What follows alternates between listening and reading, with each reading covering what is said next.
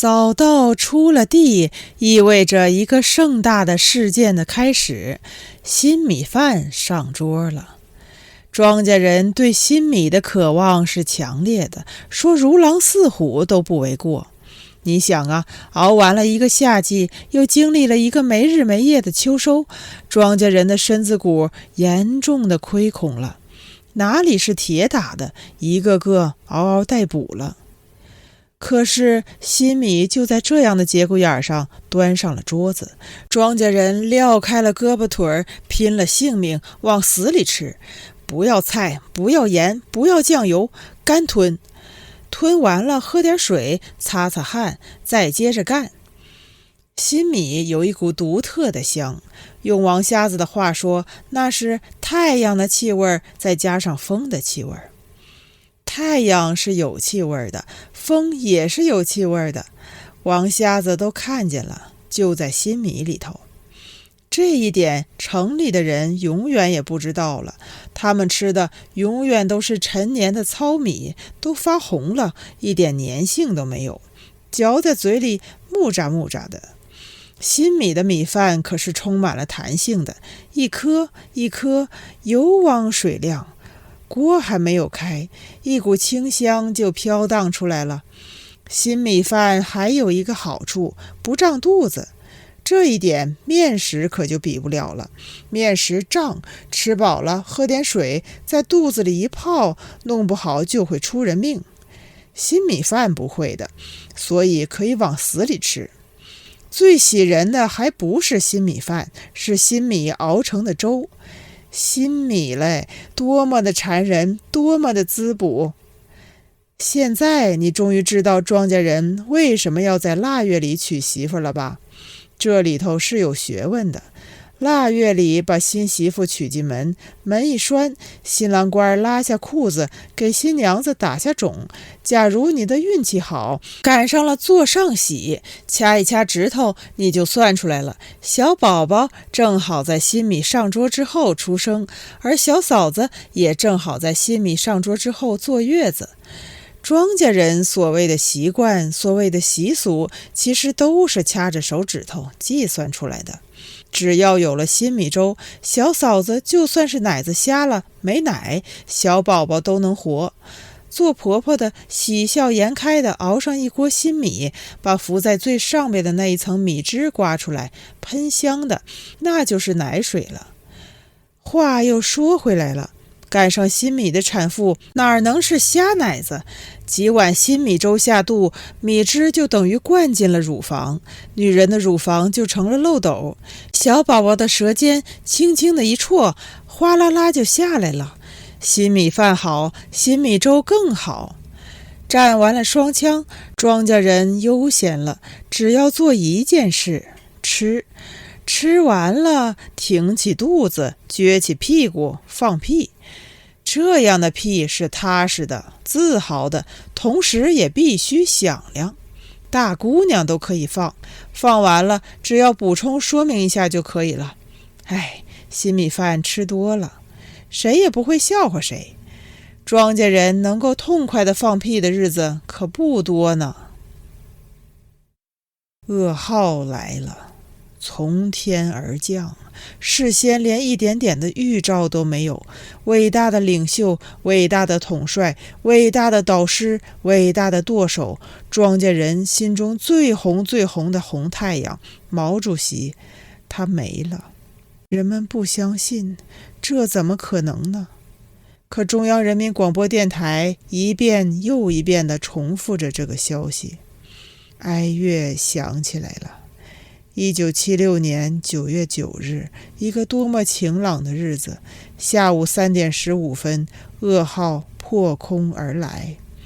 王家庄和960万平方公里的土地一样，一下子陷入了悲痛，还有惊慌。会发生什么呢？所有的人都把手上的活计放下了，不约而同来到了大队部的门口。人们聚集在这里，谁也不说话，谁也不敢弄出一点声音。不知道是谁第一个哭了，大伙儿都哭了。这是真心的悲痛。虽说毛主席他老人家一直生活在天安门，可他天天在王家庄，他的画像挂在每一个人的家里，钉在每一个人的心里。王家庄的每一个人都熟悉他父亲一样的目光，他的韭菜一样宽的双眼皮儿，他没有皱纹的额头，他下巴上的痣。他哪一天离开过王家庄？他哪一天离开过庄稼人？没有，从来没有。他是最亲最亲的人。吴曼玲站在大队部的门口，望着大家，她的面颊上挂着泪水，有些失措，说不出一句话来。这时候，人群里突然有人哭出了声音，是一个年老的妇女，她抱着一棵树，大声说：“新米刚刚下来，你怎么在这个时候走了哇？”这句话揪人的心了，老大娘说出了广大贫下中农的心里话。吴曼玲被这句话感动了，哇的一声伏在了门框上。在悲痛的时刻，王家庄的凝聚力体现出来了。这个时候不需要动员，是悲痛将王家庄团结起来的。悲痛是有凝聚力的，王家庄一下子就结成了一个统一战线，坚不可摧了。所有的人都站在一起，肩并着肩，人们在往前挪，在向吴曼玲靠拢，虽然缓慢，却有了汹涌的势头。王家庄的社员体现出了高贵的自觉性，每个人都知道这时候要集中起来，围绕在支部书记的周围。等真的靠在了一起，他们才发现他们这样做不只是因为团结，骨子里是害怕。人也警惕起来了，总觉得会有什么意外，或者更大的不测。意外其实也不可怕，可一旦发生了意外，谁来指挥自己呢？这是一个现实而又迫切的问题。过去一直是毛主席，主席走了，谁来呢？这个问题怕人了，但越是害怕，就越不应该守株待兔，就越是应该主动出击，干点什么，轰轰烈烈的去干点什么。既然悲痛已经化成了力量，还等什么？一定要先下手，先摧毁什么。人们还在往前挤，所有的力量都汇聚在一起，风平浪静。广场上总体的态势是平静的，然而骨子里悲壮了，洋溢着敢死的气概。现在王家庄唯一缺少的就是方向，也就是命令。只要有了命令，刀山火海，个个敢上，个个敢下。吴曼玲再一次被感动了，她缓慢地举起胳膊，向下压了压，对大伙儿说：“大伙儿先回去。”她抬起头来，看了一眼树梢上的高音喇叭，说：“我们要听他的。”大伙儿侧过脑袋，齐刷刷地望着高音喇叭。高音喇叭现在不再是喇叭，是铁的战旗。别看高音喇叭整天挂在那儿，不显山不漏水的，在这样严重的时刻，它的绝对意义体现出来了。现在它就是上级，它就是潜在的命令，它就是一切行动的指挥。为了保护高音喇叭的安全，吴曼玲提供了一个紧急的方案，由吴曼玲亲自挂帅的特别行动队就在当天晚上正式成立了。所谓的特别行动队，其实是由王家庄的全体社员组成的，4个生产队分成了4个组，王家庄立即变成了临时的非正式的军队。这个军队实行包干制，每个生产队保护线路的一个段落，再把这个段落细分成若干的小段落，每个人一小块，这样在高音喇叭的沿线上，真正做到了3步一岗，5步一哨，壁垒森严了。王家庄完全军事化了，真的像毛主席他老人家所说的那样，全民皆兵。军事化在任何时候都是最稳妥、最有利的办法，它是保障。眼下的吴曼玲不仅是王家庄的村支书，同时也是王家庄的军事指挥官。高音喇叭传来了上级的部署，依照上级的部署，王家庄在大队部设置了灵堂。王家庄的人全体发动起来了，写标语、扎纸花、做花圈。花圈沿着大队部的内侧摆了一圈又一圈，白花花的，中间夹杂着金箔和银箔的光芒，还有赤橙黄绿青蓝紫。这一来就斑斓了，喧闹而又缤纷，把丧礼的气氛烘托出来了，是无限热烈的悲伤。高音喇叭里重复播送着北京的声音，还有哀乐。秋日里灿烂的阳光忧郁而又沉重，然而不和谐的声音还是出现了。王瞎子，这个在地震的时候表现就不好的吴保户，他的流氓无产者的习性还是暴露出来了，居然喝酒了。他不知道从哪里搞到了一点酒，喝得满面通红，一身的酒气。这个问题严重了，相当的严重。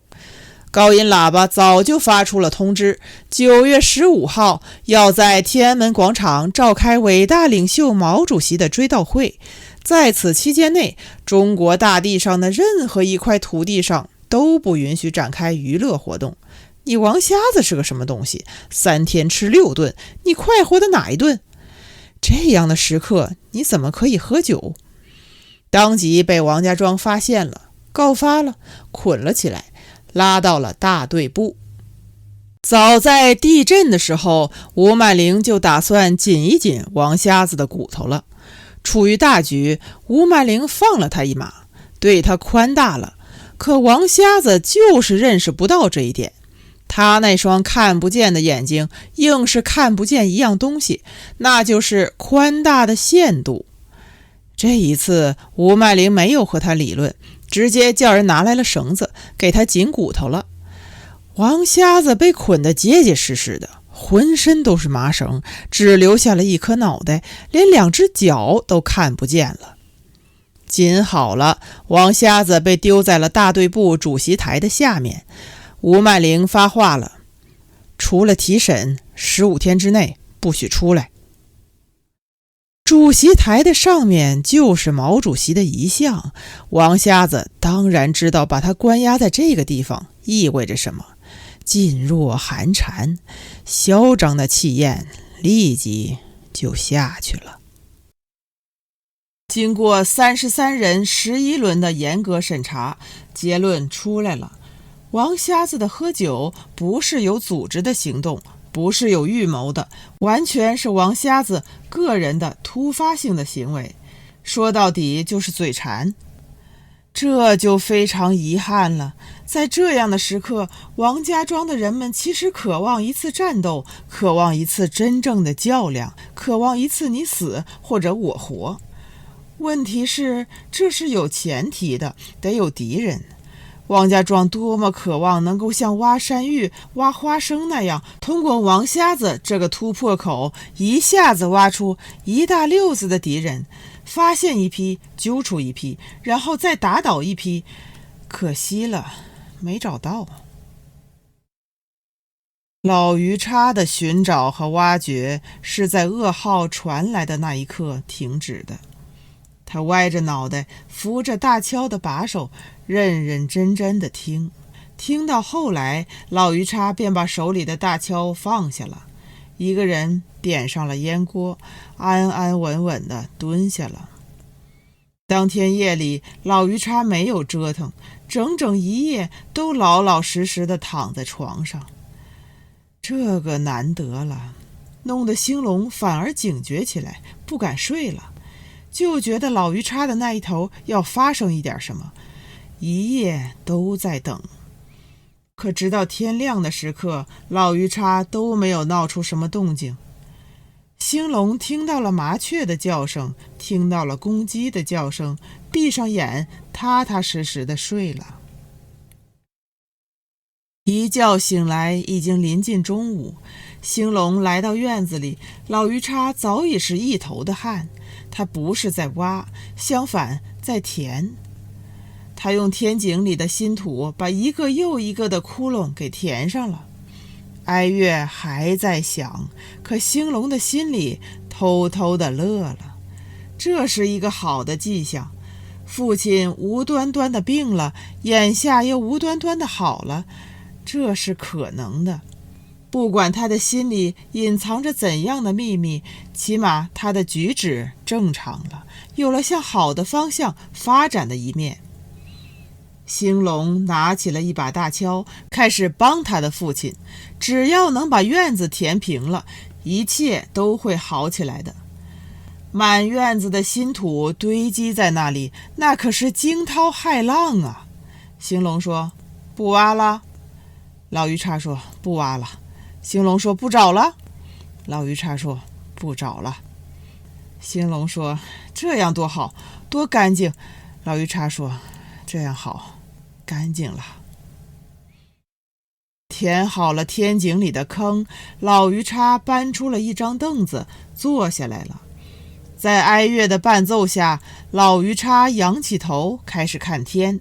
他对天一下子有了兴趣，着迷了，是那种强烈的迷恋，有了研究和探索的愿望。他就那么盯着，久久地盯着，一直盯着，仔仔细细地看。他的眼睛眯起来了，嘴巴也张大了，甚至连口水都流出来了。他就这样一门心思对着天看呐看，还寻思，因为他的眉头已经皱起来了。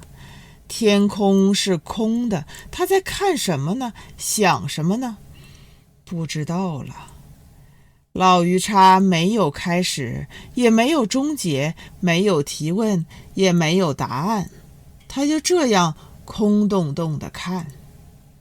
对了，天空其实也不是空的，有一样东西，那就是太阳了。可太阳是不能看的，太阳从来就不是给人看的。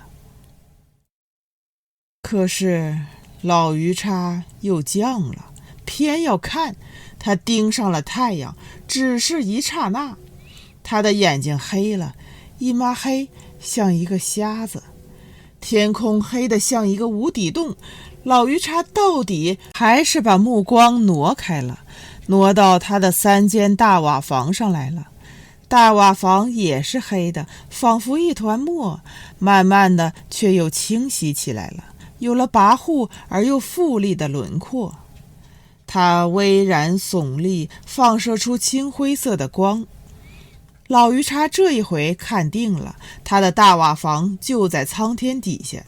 天，大瓦房，还有什么比这更美呢？没有了。老鱼叉望着那些瓦楞子，他的目光顺着那些瓦楞子一条一条地往下捋，仿佛年轻的时候用手捋着女人的头发。瓦楞子凹凸有致，整整齐齐的，像新娘子的头发，滑溜溜的，保持着梳子的齿痕。是的，梳子的齿痕，兴隆他妈嫁过来的时候就是这样的，一头的水光，一头的梳齿，妖媚了。老鱼叉还记得新婚的那一夜，他望着自己的新娘子，只用了一眼就把新娘子摁倒了。老鱼叉拉开了他的棉裤，连上衣都没有来得及脱，他就把他的家伙塞了进去。老鱼叉急死了，要知道身子底下的新娘子可不是一般的女人呐，她被王二虎睡过了，差一点就成了王二虎的小。只不过王二虎命短，没有来得及罢了。被王二虎睡过的新娘子给了老鱼叉无限的欣喜。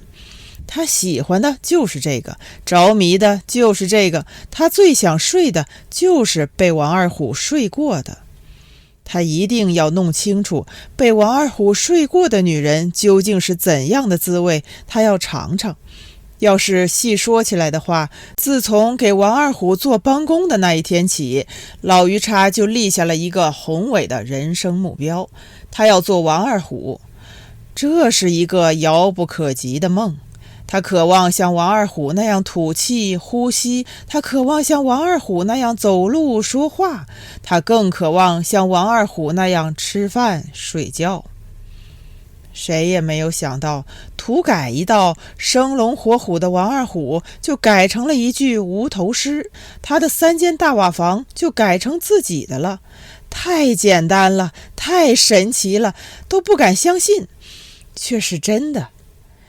现在老鱼叉又要睡王二虎睡过的女人了。他老鱼叉不是王二虎又是什么？他老鱼叉不是王二虎又是谁？上天有眼呐！新婚之夜，老鱼叉一夜都没有合眼。他在王二虎睡过的女人一遍又一遍的累了歇歇，再渴了喝点水，还这是怎样的滋味？怎样的酣畅？怎样的翻身与怎样的解放？解放区的天是晴朗的天，解放区的新郎好喜欢，他要天天月月年年老鱼叉硬邦邦的，在新娘子的大腿之间迅速的摩擦，不停的进出。他气喘吁吁地问他的新娘，他厉害还是我厉害？新娘子咬紧了牙关，不说就打。老鱼叉腾出手来，连着劈了新娘子7、8个耳光。新娘子被打怕了，小声说，相公，他不行的，还是你厉害呀。老鱼叉一听到这话，身子就直了，挺在那儿。他干不下去了，要射。他大喝了一声，竭尽全力地射了，一滴都不剩。老鱼叉在新婚之夜打完了最后一颗子弹，打完了，天亮了，东方红，太阳升。老鱼叉哭了，他软绵绵地捶着床板，对着新娘子的2只奶子万分委屈地说，个天杀的，我可没积什么德，我老鱼叉怎么也有今天呐。老鱼叉望着他的大瓦房，突然发现了一个意外，瓦楞子的中间长出了许多瓦花来了。这些瓦花是什么时候长出来的呢？老鱼叉想不起来，想必很久了，不是3年5载的事情，平日里没有留意罢了。这些灰色的瓦花特别的茁壮，如果把整个屋顶看成一座山坡的话，那可是漫山遍野了。老鱼叉想起来了，他刚刚住进来的时候，这3间大瓦房还是新的，他把每一块砖头和每一块瓦都看过了，瓦楞子里头并没有瓦花，现在怎么就有瓦花了呢？不该有。老鱼叉决定拾掇。老鱼叉叫过兴隆，让他去搬梯子。兴隆不解，问，你要做什么？老鱼叉回过头来，目光锐利了，透出一股咄咄逼人的力量。老鱼叉说，叫你搬你就搬。这样的目光兴隆再熟悉不过了，这是父亲的目光，这是老鱼叉的目光。这才是他的父亲，这才是老鱼叉，霸道、果断、常有理，永远正确。他的父亲终于回来了。兴隆一阵欣喜，搬来了梯子，和父亲一起爬到屋顶上去了。他们开始清理瓦楞子中间的瓦花。老鱼叉再三关照兴隆，手要轻，脚要轻，动作要轻，千万不能把瓦弄碎了，一块都不能碎。也就是小半天的功夫，勤劳的父子终于把大瓦房上的瓦花清除干净了。老鱼叉从房顶上下来，点上了烟，再一次端详他的大瓦房了。剔除了瓦花，大瓦房更像大瓦房了，像新的，一砖一瓦都露出了它们本来的面目，格外的波俏，招人喜爱呢。老鱼叉坐下来了，他让兴隆给他端水。老鱼叉一边抽一边喝，一边听着哀乐，一边瞅着房子，是知足的样子，喜上心头的样子，是忧气的样子，满腹狐疑的样子，同时还是踏实的样子，久久归一的样子，说不好。临了，老鱼叉把水喝干净，把烟锅放在了凳子上，整理了一遍衣裤，再一次上房了。上房之后，老鱼叉把梯子也拽了上去，他爬到了最高处，在屋脊上站立起来，放开眼，王家庄就在他的眼底了。他把王家庄打量了一遍，是一个又一个屋脊。不同的是，那是茅草的屋脊，丑陋而又低矮。老鱼叉居高临下了。居高临下的滋味很好，真是很好，好极了。老鱼叉退下来一步，对着正北的方向跪下了。他像变戏法那样，从口袋里掏出了3根香，点着了，插在了瓦缝里。老鱼叉磕了3个头，这个举动特别了，而他的头磕得又过于努力，在额头和瓦片之间发出了金属般的音响。一阵风把哀乐的声音吹了过来，是一阵猛烈的悲伤。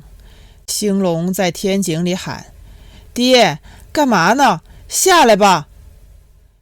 其实兴隆已经有了非常不好的预感了，只是没有办法，只能在天井里转圈。兴隆看着老鱼叉磕完了头，伸出手去抚摸着那些瓦，一遍又一遍的抚摸，是无比珍惜的样子。摸过了，老鱼叉在屋顶上站起了身子，沿着屋脊再往西走，一直走到头。兴隆看见自己的父亲挺起了肚子，大声喊道：“干净了，干净了，干净了！”这是老鱼叉的这一生最后的3句话，就9个字。兴隆没有听到，但兴隆从父亲剧烈的晃动当中看到了灾难种种。兴隆还没有来得及说话，就发现父亲直挺挺的，脑袋朝下，一头栽了下来。老鱼叉没有葬礼，埋葬的也相当草率。他的尸体被一张草席裹着，3下2下就完事了。这个怨不得别人，他死得太不是时候了。这个人真是不懂事，怎么可以在这个时候死呢？你急什么呢？晚几天就不行吗？哪一天不能多死人呢？他的葬礼只能这样，最好这样了。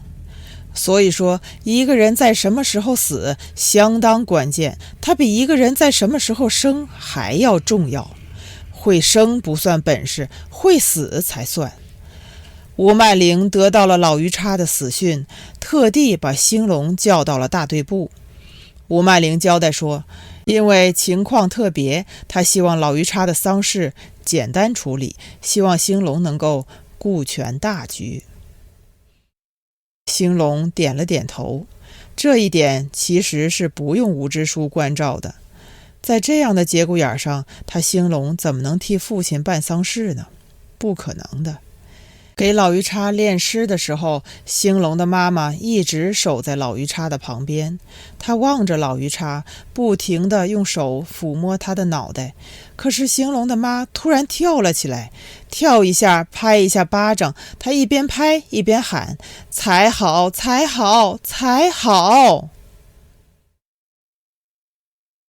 作为王家庄的中心，大队部的重要性在这几天的时间里真正的显示出来了。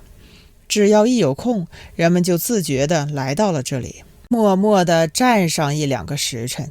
尤其是夜晚，在通往大队部的各个巷口，行人络绎不绝。汽油灯把灵堂照得和白天一样亮。汽油灯这个东西特别了，只有发生了特别重大的事情才会使用它，因而它不只是灯，而是一个标志，是事态重大的标志，是形势严峻的标志。汽油灯烧的是最普通的煤油，然而有一个很火的气囊，打上气之后，它的工作原理有点类似于焊枪。它的灯泡不是玻璃的，而是一个小小的纱布袋。在气压推动着煤油向外喷射的时候，小小的纱布袋燃烧起来，没有灯火，却能够发出耀眼炫目的光芒。大队部的大门是敞开的，汽油灯的光芒冲出了门外，像一把刀，把黑夜劈成了两半。左边是黑夜，右边也还是黑夜，刺眼的灯光使黑夜更黑，天更黑，地更黑，人们的脸更黑。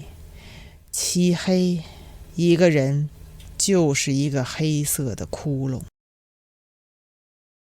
9月15日下午，伟大领袖毛主席的追悼大会在天安门广场隆重举行。事实上，追悼大会的会场不只是天安门广场，而是中国，是东北、西南、西北和东南，是长江与黄河、黄山与黄河，是960万平方公里的土地。天在哭，地在泣，山河为之动容，天地为之变色。56个民族低下了脑袋，这是中华民族最悲痛的一天。毛主席，他为中国人民和世界人民做出了不可估量的贡献。他的离去是中国人民和世界人民不可估量的损失。不可估量，谁也不可估量。天下没有这样的度量衡。天是晴朗的，但每一个人的心中都在下雨，泪飞顿作倾盆雨。王家庄的人们聚集在大队部的门口，按照4个生产小队排成了整齐的队伍，随着高音喇叭里的指令默哀或者鞠躬。高音喇叭把北京的声音传过来了。此时此刻，王家庄和北京是一样的，人们从来没有感觉到自己和北京这样靠近过。反过来说，人们从来没有感觉到北京如此这般的无所不在。北京是水银，具有无所不能的渗透能力。这种感觉雄壮了，巍峨而又恢宏。这种感觉使王家庄的人一下子振奋起来，心中充满了勇敢和无畏。他们并不在王家庄，他们和全国人民一样，都在北京。为了保证会议的纯洁性，追悼会开始之前，吴曼玲让佩泉对全场做过一次全面的清理。这是人民对自己领袖的追悼，一些人是不能参加的。吴曼玲开了一份大名单，王秃子王世国，孔婆子孔素珍，地不平沈富娥，脸不平卢红英，蛐蛐杨广兰，喷雾器于国香，还有顾先生和王大贵等14人从会议的现场被剔除出去了。吴曼玲关照说，虽然把他们剔除了，但他们不许回家，他们必须在广大人民群众的眼皮子底下，否则他们会乱说乱动。把他们弄到哪里去呢？这还难办了。好在佩拳想出了一个好方法，他就找来了一条水泥船，把他们通通赶到船上去，随后把水泥船划到大队部门口，就在水的正中央抛下锚，水泥船四面不靠，停在那儿了。这样一来好了，追悼会在岸上，而他们在水上，一方面他们在，另一方面他们又不在，两全其美了。14个人把水泥船挤得满满的，该立正立正，该鞠躬鞠躬，都流了泪，一切整齐归一，同时又有条不紊。其实呢，复杂了。就说顾先生对这一次的安排极度的不满意，敢怒不敢言罢了。他怎么可以和这些人在一起悼念毛主席呢？这是一个隆重的时刻，他不能和这些人在一起。可是不在一起又能到哪里去呢？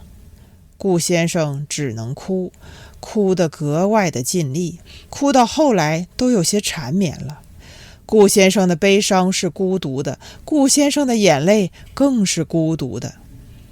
这一点王家庄的人很难理解了。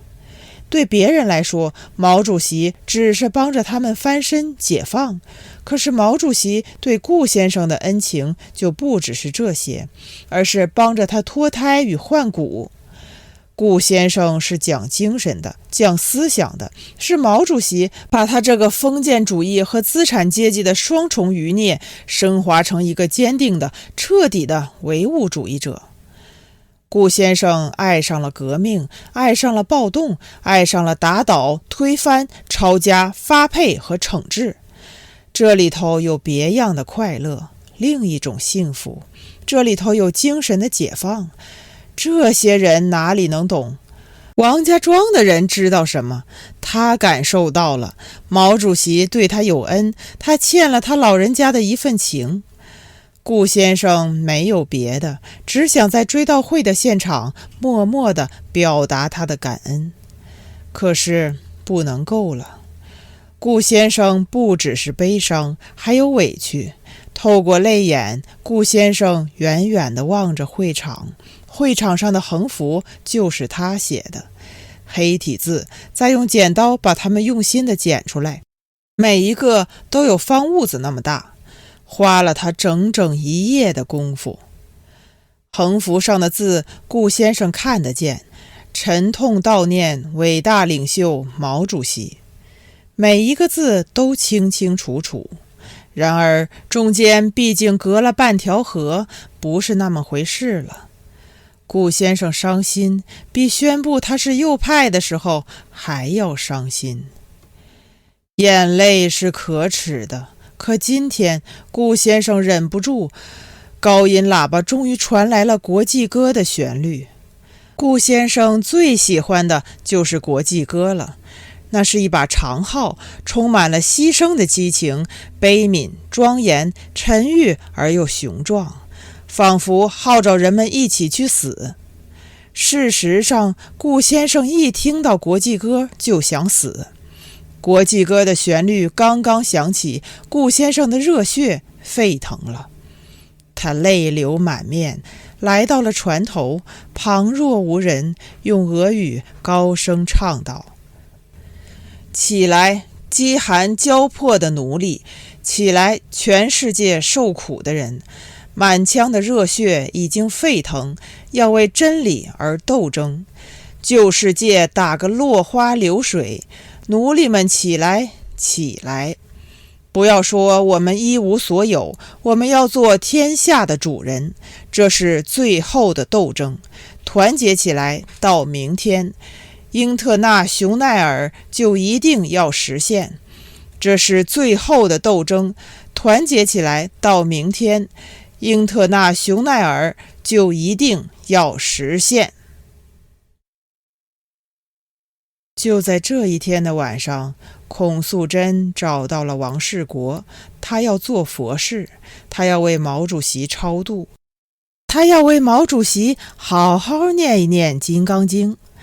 王世国响应了， 0点过后，他把沈复娥、卢红英、杨广兰、余国香他们召集起来了。他们上了一条船，划出去4、5里的水路。就在船上，他们摆开了水陆道场。到底是秋夜的水，有一种凝稠的厚实的黑，在无声地流。他们没有木鱼，没有磬，但他们是有创造性的。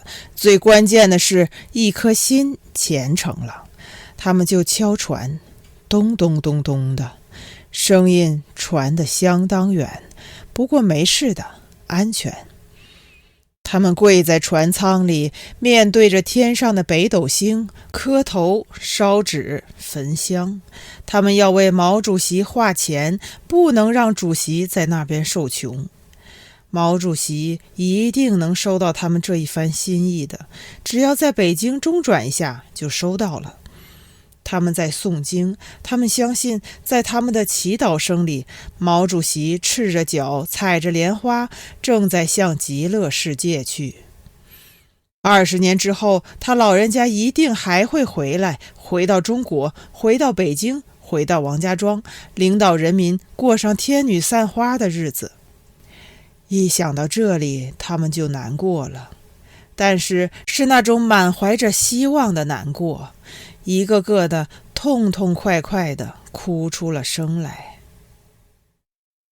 第2天的一大早，许半仙儿就把最新的动向汇报给了吴曼玲。吴曼玲没有说话，搞封建迷信当然是错误的，但是这一次它的主题没有问题，在大方向上还是正确的。吴曼玲难办了，有些事情做领导的不知道最好，知道了是处理好呢，还是不处理好呢？一旦知道了，做领导的反而左右为难。